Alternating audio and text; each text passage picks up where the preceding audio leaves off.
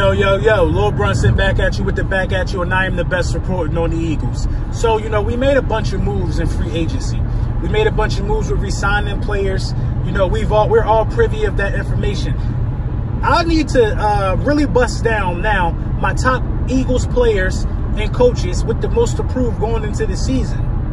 We know about the new additions. Most of the new additions come in with a very clean slate, and they're coming in with no expectations, but they still want to make a good impression. But we got players currently on our roster who I feel last season underachieved. They underachieved last season. And I'm gonna start right here. All right, listen, I know Malik Jackson is new, but I feel like Malik Jackson has had stuff he needs to prove to us. Malik Jackson was benched in Jacksonville.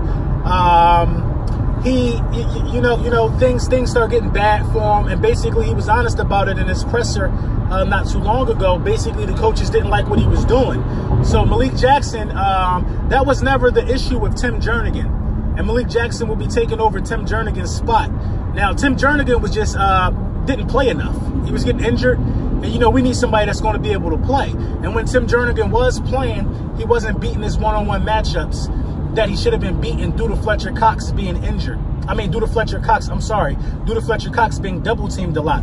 So when you have Fletcher Cox getting double-teamed as much as he gets double-teamed, somebody's one-on-one. And a lot of the times Tim Jernigan ended up being one-on-one, and Fletcher, and was no pressure getting made.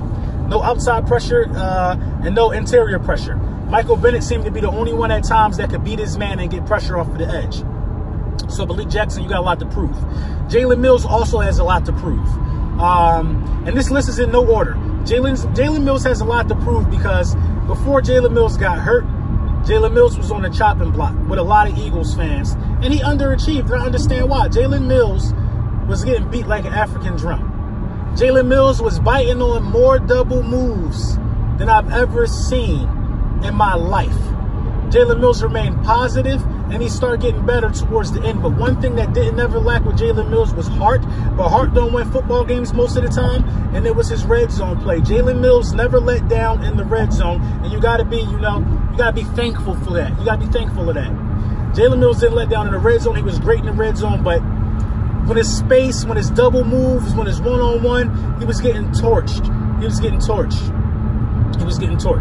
I got to go with Mike Groh next. Mike Groh just didn't call great plays in the beginning of the season. And you can kind of tell either one or two things happened. Now, with Mike Groh, it started getting better when Foles took over. Foles took over. Was that the reason why things got better? Because the quarterback play was different? Foles did have to come in and win some pretty big games. I think Foles beat the Texans. Foles beat the Redskins at the end of the season. Foles beat the Rams. Foles had to come in and perform. And perform he did. Everything looked really smooth when Foles got in. But is that the time when Doug took over at the same time? So one or two things happened. Doug started calling plays, or Nick Foles just executed the plays better. But still it falls on Mike Groh for not being able to call plays that everybody would be comfortable with. So still it falls on Mike Groh at the end of the day. Now, Sidney Jones. Sidney Jones has to prove he can stay healthy. Sidney got to prove he can stay healthy. Point blank, period. Sidney has been injury prone since he stepped on a professional football field. But a lot of that has to do with the medical staff, who probably has a lot to prove as well, because they cleared these guys, and these guys were obviously hurt. Obviously hurt. I don't know if the Dallas Cowboys game where Sidney Jones' hamstring was completely gone, but he was still on the field. Why? Put a goddamn wide receiver in there before you put a limpy guy who can't run for nothing out there. It just was sad to see. Sidney Jones was put in a bad position, but Sidney Jones also, in my opinion, I think his body broke down on him as well. So he has to prove, but taking care of his body in the off-season, strength and conditioning, and doing the proper things, proper diet, all that stuff goes into getting your body back in shape. Trust me, it all goes into getting your body back in shape. Now, to say Carson Wentz got a lot to prove is an understatement. The Philadelphia Eagles just acquired some jewelry, some new trophies and stuff like that, but Carson Wentz wasn't really a part of that. Now, I'm not going to say Carson Wentz has to prove anything durability-wise, because I don't agree with that. Because out of 48 games, he only missed 8. That happens. If you look at Aaron Rodgers' last 48 games, I'm sure he missed more than 8 games. Carson Wentz has something to prove in the sense that he needs to play in the playoff game. He needs to remain healthy enough towards that. See, there's no more security blanket. Carson Wentz has to prove that he can, A, get us a good enough record to get into the playoffs, and B, be that starting quarterback in the playoffs. Oh, this is a big year for Carson Wentz. This is a big year. They're thinking about extending him. A lot is on the line for Carson Wentz. I think Carson Wentz will end up being extended probably before the season starts, before they're talking, which will be a big mistake in my opinion. Listen, letting go of Nick Foles should be the biggest confidence boost he needs, because he knows he's the man. It's either going to be a confidence boost or a relief, like, yes, it goes how I say. There will be no more comparison, or it's going to be too much pressure without having that security blanket. Now, this is Carson Wentz's 4th season we're going into. You don't need another man to be picking up his slack. You need to prove that he's the man. And the Philadelphia Eagles backed him. They put the chips on him. I believe Carson Wentz is the best quarterback to ever have the house put on him. Obviously, he's the quarterback who's thrown the most touchdown passes in Philadelphia Eagles history for a season. All the chips are on that guy. That guy with all his potential, number 2 overall pick.